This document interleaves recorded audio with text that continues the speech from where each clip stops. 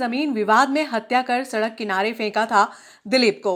हत्या के 5 आरोपियों को आजीवन कारावास की सजा।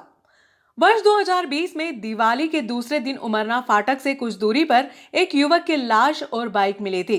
पुलिस ने सड़क दुर्घटना मानकर जांच शुरू की, जिसमें 4 दिन में ही पुलिस ने हत्या का कारण जमीन विवाद खोज निकाला और 5 आरोपियों पर हत्या के आरोप में गिरफ्तार कर न्यायालय में पेश किया था। न्यायालय ने मंगलवार को 5 आरोपियों को आजीवन कारावास की सजा सुनाई, जिसमें एक आरोपी पहले से ही जेल में बंद है, जबकि शेष 4 आरोपियों को पुलिस खासरोद उप जेल लेकर पहुंची।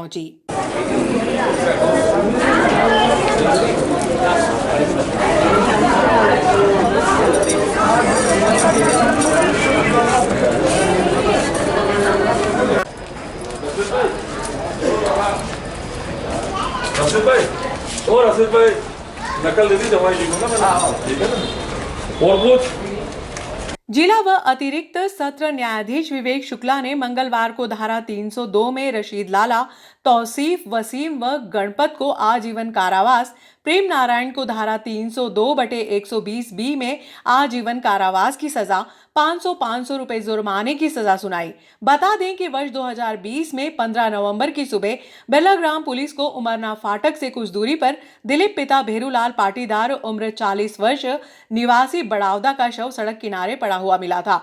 कुछ दूरी पर मृतक की बाइक भी मिली थी।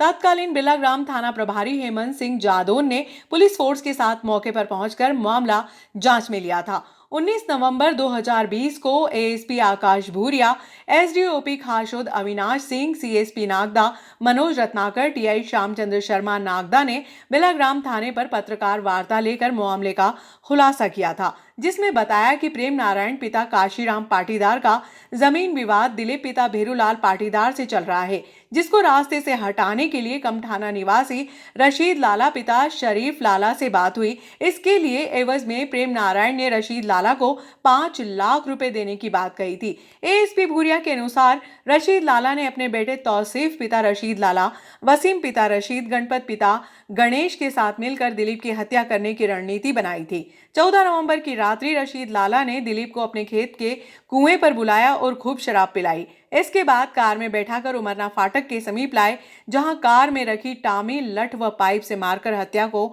अंजाम दिया था। शासन की ओर से पैरवी अभिभाषक विनोद व्यास ने की। प्राप्त हुई थी कि रेलवे फाटक के आगे ग्राम उमरना की तरफ एक व्यक्ति की डेड बॉडी पड़ी हुई।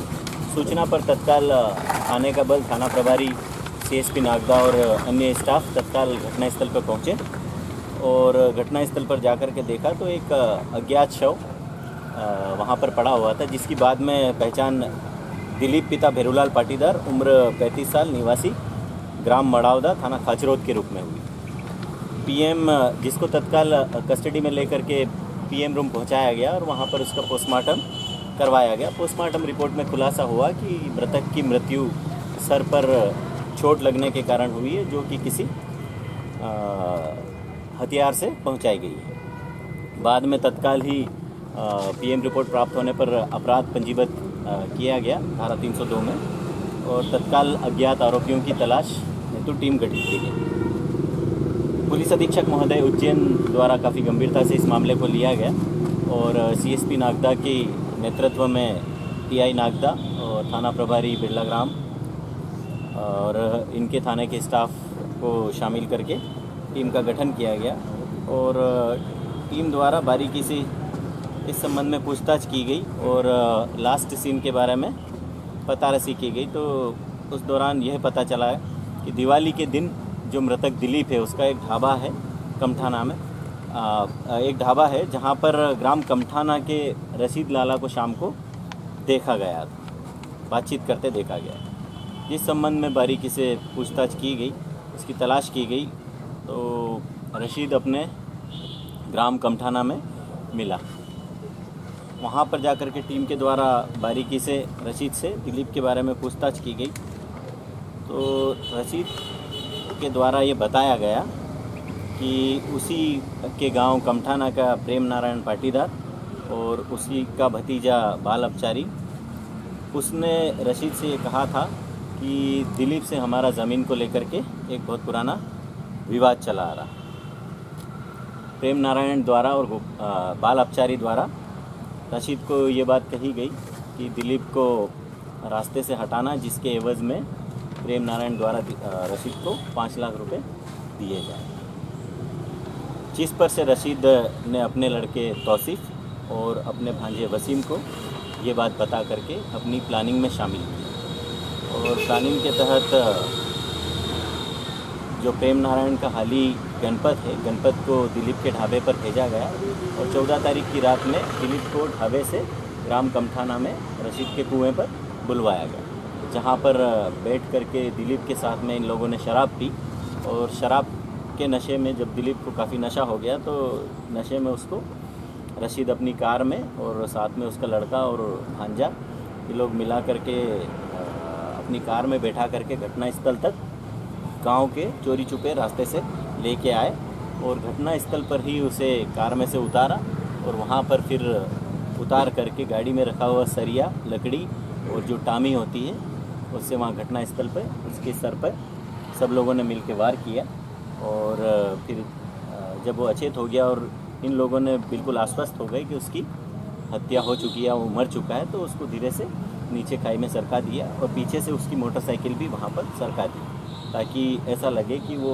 एक्सीडेंट हो सकता है। तो इस तरह से इस घटना का पूरा खुलासा किया गया और घटना में प्रयुक्त सारे आला जरर और घटना में शामिल आरोपी रशीद पिता शरीफ खान, वसीम पिता रशीद खान, तौसीफ़ पिता रशीद खान, प्रेम नारायण पिता काशीराम पाटीदार, एक बाल अपचारी हैं और छठवें नंबर पे गणपत पिता भेरूलाल, सभी को हिरासत में ले लिया गया है और घटना में प्रयुक्त जो कार है MP13C 6713 उसको भी विधिवत जब्त किया गया और घटना में प्रयुक्त जो आला जरर है उसको भी विधिवत जब्त किया गया। इस घटना का खुलासा करने में और इनकी पूरी टीम ने बहुत अच्छा काम किया है, जिस पर से पुलिस अधीक्षक महोदय उज्जैन द्वारा इन्हें नगद पुरस्कार देने की घोषणा की। सर, प्रथम दृष्टया ये अंधा कत्ल था, किस तरह से पुलिस ने इस पर कार्रवाई शुरू की, किस तरह से?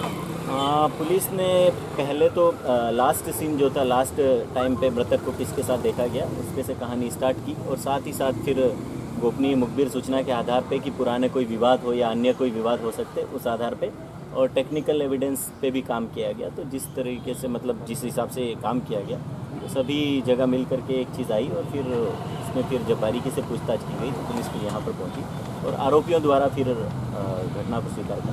सर, चूँकि पुलिस इस मामले को ज़मीन से जुड़ा मान चुकी है और उस ज़मीन से जुड़े मामले में हत्या हुई है, पुलिस ने इसका खुलासा किया।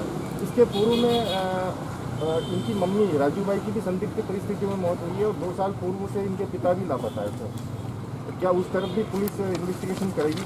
इस बारे में बारीकी से जांच की है और चूंकि वो खाचरोद का मामला है, वहाँ भी SDOP खाचरोद मेरे साथ नहीं है, हम लोगों ने बारीकी से बात की है। तो जो मृतिका है उसके लड़के के द्वारा ये बताया गया कि जब उसकी मम्मी कुएं में गिरी थी तो वो वहाँ मौजूद था, तो उस समय उसकी मम्मी की हत्या की गुंजाइश तो लगभग ख़त्म होती है। और दूसरी बात है कि वो जो मृतक का जीजा जो था तो वो उस संबंध में भी हमारे द्वारा बारीकी से पूछताछ की गई है। तो उनका मानसिक संतुलन वर्तमान में भी खराब होना बताया गया है और वो तभी से घर से बाहर जाना बताया गया है। वर्तमान में अभी इस संबंध में और कोई आगे नहीं कहा जा सकता कि उनकी हत्या। सर, इसमें हो सकता है कि मृतक के जो बहन कुएं में गिरी थी उसमें जो बाल अपचारी है उसको बहला फुसला के उसके द्वारा धक्का दिलवाया गया हो माँ को? नहीं, अभी तक तो इस तरह के कोई तथ्य नहीं आए और चूंकि वो बेटा है और उसने कहा है कि मैं वहाँ मौजूद था, तो इस तरह की परिजनों ने मीडिया को चर्चा में शंका जाहिर करी है बाल अपचारी पर। नहीं, अभी तक ये विवेचना में इस तरह के कोई तथ्य। बीच में खाचो थाने से मतलब वहाँ पे उनके मृतक के जियाजी की लाश खुदवाने के लिए भी कार्रवाई की गई थी कि लाश पत्र आरोप लगा स्थित थी। नहीं, वर्तमान में ऐसी कोई डेड बॉडी के बारे में भी अभी कोई चर्चा नहीं हुई और नहीं मिली है, तो उसमें आगे अपन अभी कुछ नहीं कह सकते, उसमें जांच जारी है। एक और मामला है थाना बिल्लक नाम का, खाचरोद गांव का जुलूला का जो फांसी लगा था। वर्तमान में इस केस पे हम चर्चा करने बैठे हैं, तो उस विषय पे बात नहीं। सर, कहीं ना कहीं पूर्व में भी बड़नगर का कैसा केस नागदा पुलिस द्वारा किया गया था, तो कहीं ना कहीं नागदा पुलिस की सक्रियता इतनी अहम रहती है कि सभी जिले के मतलब केसेस वो हैंडल कर लेती है। निश्चित ही ये बात तो सत्य है, जो समझदार होते हैं, जो सूझबूझ वाले होते हैं, उन्हीं को टिपिकल केस दिए जाते हैं।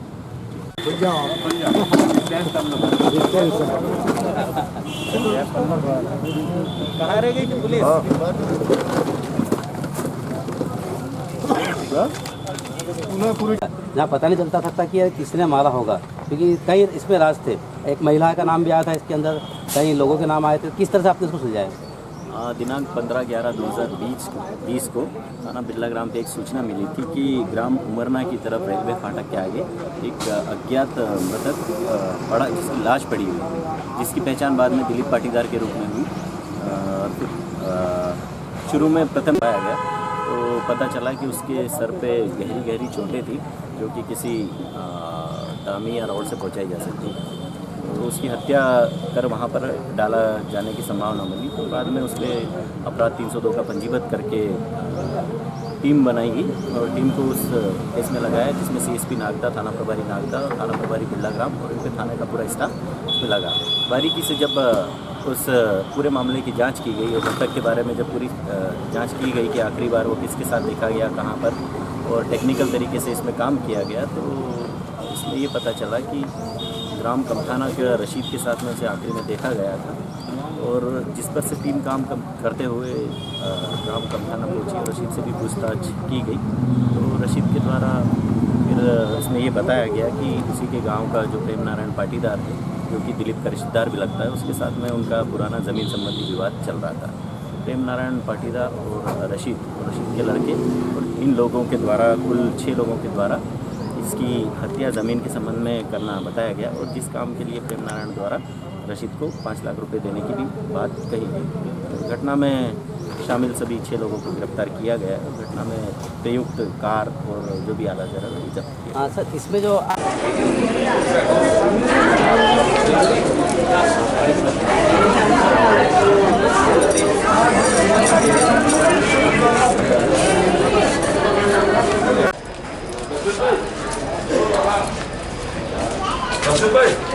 रशीद भाई नकल दे दी, दवाई लिखूँ ना मैंने, ठीक है ना।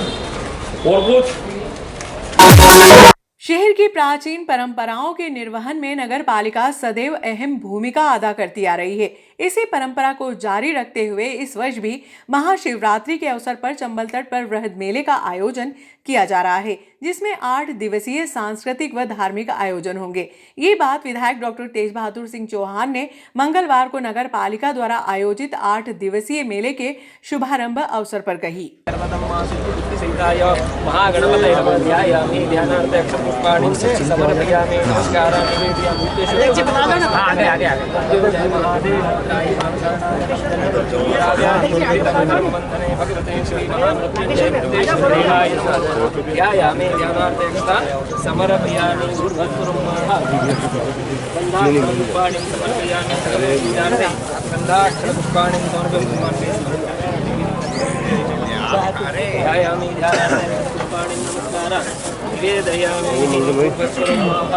मृत्युंजय महादेव त्राहिमां शरणागतं जन्म मृत्यु जरा व्याधि पीडितं कर्मबन्धनैः।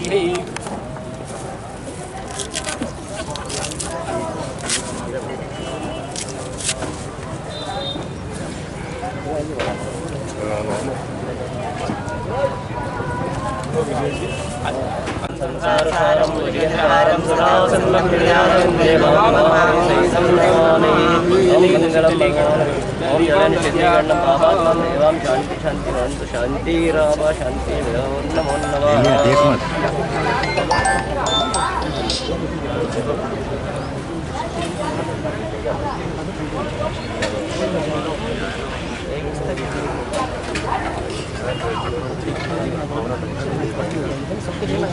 सब कुछ लगा दे।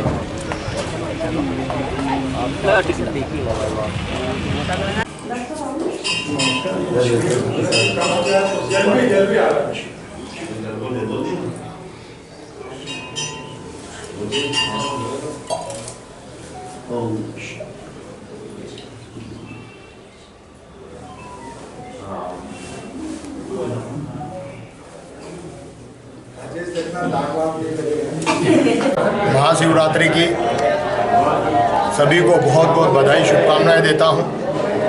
साथ ही जैसा कि हमारे नागदा की एक परंपरा है और जिस तरीके से मुक्तेश्वर महादेव मंदिर पर नगरपालिका परिषद नागदा द्वारा एक भव्य मेले का आयोजन किया जाता है, जिसमें आसपास नहीं पूरे प्रदेश और देश के व्यापारी हमारे इस प्रांगण में आते हैं और अपने व्यवसाय को करते हैं और साल भर वो इस दिन का इंतज़ार करते हैं। जहाँ बच्चों के लिए झूले चक्री रहते हैं, वैसे ही मनोरंजन के लिए लाफ्टर शो, भजन संध्या और खिलाड़ियों के लिए कुश्ती, कबड्डी, इस तरीके के टूर्नामेंट के माध्यम से हर वर्ग के लिए नगरपालिका नागदा कुछ नया करने का प्रयास करती है और लाखों की जनता इस मेले में पधारती है और निश्चित तौर पर नगरपालिका ने बहुत अच्छी व्यवस्था की है। मैं आपके माध्यम से पूरे क्षेत्र की जनता से निवेदन करना चाहता हूँ, आप सब आए, बाबा महाकाल और बाबा मुक्तेश्वर महादेव के दर्शन करें और इस मेले का पूर्ण आनंद लें कि आने वाले व्यापारियों को भी खूब आनंद आए, उन्हें भी सहयोग प्रदान करें। ऐसी मैं कामना करता हूं और ऐसे ईश्वर से कामना करता हूं कि यह मेला खूब अच्छे से हो और सभी को खूब धन्य दान से परिपूर्ण करे। धन्यवाद। जय महादेव। बार भी शिवरात्रि के महान पर्व पर नगरपालिका की ओर से इस भव्य मेले का आयोजन किया जा रहा है और प्रतिवर्ष यहाँ धूल वगैरह काफ़ी उड़ती थी। इस बार नगरपालिका ने डामरीकरण करवाकर सुव्यवस्थित किया है इस मार्ग को भी। मैं इस अवसर पर नागदा नगरपालिका की ओर से आयोजित इस भव्य मेले में पधारे हुए बाहर के व्यापारियों का भी बहुत आकर्षण का केंद्र रहता है और नागदा नगर के हमारे सभी नागरिक बंधुओं का भी भगवान मुक्तेश्वर के दर्शन और यहाँ आराधना करने के बाद मेले का भी बच्चों द्वारा खूब लुत्फ उठाया जाता है, जिसमें यहाँ के चक्रे चक्री और ये बहुत व्यवस्थित लोगों का काफ़ी आकर्षण का केंद्र रहता है। मैं पुनः शिवरात्रि के महान पर्व पर नागदा वासियों और आसपास के समस्त ग्रामवासियों का हृदय से सशक्त अभिवादन करता हूँ। धन्यवाद। अपनी पुरानी परंपरा को कायम रखते हुए नगर के प्राचीनतम देव स्थल मुक्तेश्वर महादेव मंदिर पर प्रतिवर्षानुसार इस वर्ष भी नगरपालिका ने मेले के आयोजन को 8 दिवसीय किया है। हमने पूजा अर्चन के साथ में मेले का शुभारंभ किया है। मैं मुक्तेश्वर महादेव से प्रार्थना करता हूँ 8 दिन मेला निर्विघ्न सा आनंद संपन्न हो और बच्चों सहित हम अपने परिवारजनों सहित मित्रों सहित मेले का आनंद लें। आज महाशिवरात्रि के पुनीत पावन पर्व पर नागदा नगर और इस पूरे क्षेत्र की जनता के आस्था के केंद्र भगवान मुक्तेश्वर के इस प्रांगण में नगरपालिका परिषद के द्वारा आयोजित मेले का शुभारंभ माननीय अतिथियों के द्वारा किया गया। मैं नगर की समस्त जनता को महाशिवरात्रि की अग्रिम शुभकामनाएं देता हूं। साथ ही क्षेत्र की समस्त जनता से आग्रह करता हूं कि आप सब पधारें, भगवान मुक्तेश्वर के दर्शन कर इस मेले का आनंद लें। नगरपालिका परिषद और मुक्तेश्वर महादेव मंदिर समिति के द्वारा आयोजित यह मेला निश्चित रूप से इस पूरे क्षेत्र का एक भव्य मेला का स्वरूप रहता है, जिसमें नगर के आम जनों का बहुत ज़्यादा भागीदारी रहती है। मैं समस्त जनता से आग्रह करता हूं कि जिस प्रकार से मंदिर समिति और प्रशासन ने निर्णय लिया कि भक्तों को प्रतिवर्ष अनुसार बाबा मुक्तेश्वर के गर्भगृह में जाकर ही दर्शन करने की सहमति रहेगी, हम सब कोशिश करेंगे कि भक्त गर्भगृह में जाके दर्शन करें और समुचित व्यवस्था सुचारू रूप से चले। और एक बार पुनः आप सभी को महाशिवरात्रि की अग्रिम शुभकामनाएं। मिलता रहेगा क्योंकि 8 दिवसीय कार्यक्रम इस बार मेला है, तो जो कार्यक्रम में मैं उन सब कार्यक्रम सूचना आप सब बता रहा हूँ। सब कार्यक्रम में आप सबकी उपस्थिति सादा प्राप्त रही है, परिवार बच्चों के साथ साथ। जो आज अपना 25 तारीख को मेला शुभारंभ आप सबके द्वारा किया गया है। आज शाम को एक नया प्रयोग किया, ये मेला अच्छा हो, सुंदर हो और बालाजी कृपा इस पूरे नागदा शहर में, इसलिए पहली बार हमने सुंदरकांड का आयोजन किया है। इसलिए आप सबसे निवेदन है कि आज रात्रि में 8 बजे होने वाले सुंदरकांड में आप सब परिवार पधारे। कल दिनांक 26 तारीख को शाम को 7 से लेकर 9 बजे, सुबह शाम को 7 बजे से voice of Nagda programme start कर देंगे। उसमें 5 मिनट हर एक व्यक्ति को, जो भी गाने वाले गायक कलाकार अपने प्रतिभागी, उनको मौका मिलेगा 5 मिनट में अपने गाने की प्रस्तुति देंगे। 7 से 9 कार्यक्रम चलेगा और 9 बजे बाद फिर परंपरा अनुसार वीर त्याजी महाराज की लोक कथा आयोजित कल शाम को की जाएगी। 27 तारीख को यानी परसों महिलाओं के लिए स्पेशल कार्यक्रम रखे हुए हैं। उसमें चेयर रेस है, मेहंदी है, रंगोली, फूड सलाद प्रतियोगिता है। कल हमारे महिला समिति के सभी सदस्य स्कूल कॉलेजों और सही महिला समितियों को निमंत्रित करके आए हैं। आप भी अपने आसपास जो अपने स्कूल छात्र की छात्राएं हैं, महिलाएं हैं, जो भी हमारी मातृशक्ति है, उन सबको सूचना करें। वो प्रातः 10 बजे यहाँ आ जाए। 10 बजे यहीं पर पंजीयन होगा और मेहंदी रंगोली प्रतियोगिता आयोजन किया जाएगा। इसमें प्रथम पुरस्कार 2500 रुपये, सेकंड पुरस्कार 1500 रुपये, थर्ड पुरस्कार 1100 रुपये दिया जाएगा और सभी प्रतिभागी को सांत्वना पुरस्कार और एक साथ में नगर पालिका के प्रशस्ति पत्र दिया जाएगा। इसी तरह 28 तारीख को अंतर्राष्ट्रीय कुश्ती दंगल प्रतियोगिता है जो शाम को 3 बजे प्रारंभ हो जाएगी, ये पीछे वाले ग्राउंड में। और उसमें पंजाब, लुधियाना, हरियाणा, इंदौर, आगरा, उज्जैन, ये ऐसे बड़े बड़े कलाकार लगभग 90 शहरों से यहाँ कलाकार आएंगे, देश के अलग अलग प्रांतों से। तो एक अच्छी कुश्ती होने वाली है, उसमें भी आप सब दोपहर में 3 बजे बाद सादर आमंत्रित हैं। 1 तारीख को पहली बार अपन महिला कबड्डी भी यहाँ करा रहे हैं। अभी तक 9 महिलाओं की एंट्री, कबड्डी टीम की एंट्री हो गई है और लगभग 16 पुरुष कबड्डी टीम की एंट्री हो गई है। तो इस प्रकार 1 तारीख को दोपहर 2 बजे से पुरुष और महिला की सामूहिक कबड्डी प्रतियोगिता आयोजन किया, जिसमें भी आप सभी लोग सादर आमंत्रित हैं। 2 तारीख को 2 मार्च को जो टीवी फेम है, TV champion, laughter show champion में जसवंत सिंह राठौर लुधियाना अपनी कलाकार के माध्यम से सबको हंसाएंगे, गुदगुदाएंगे, मनोरंजन करेंगे। 2 तारीख को आगे सुबह शाम ये रात्रि का जी।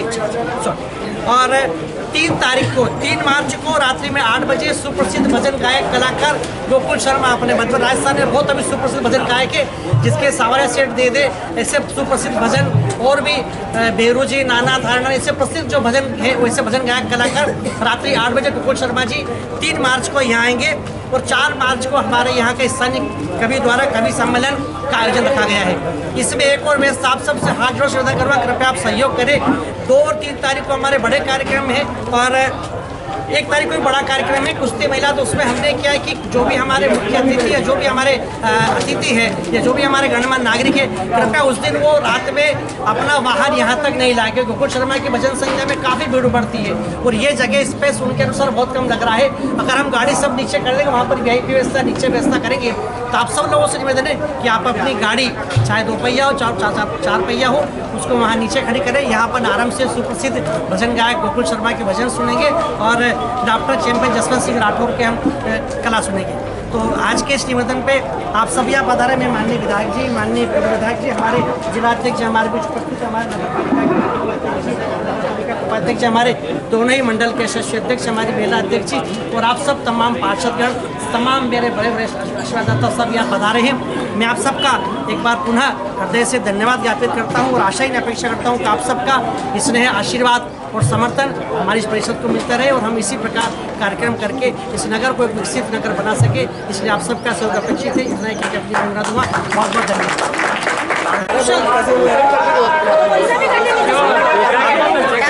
जिसकी इच्छा बताओ ना। अरे चक्री चालू कराओ ना भाई साहब, बड़ी वाली। ये चक्री यार कल हम अध्यक्ष का रोज राउंड रह रहा है इसमें।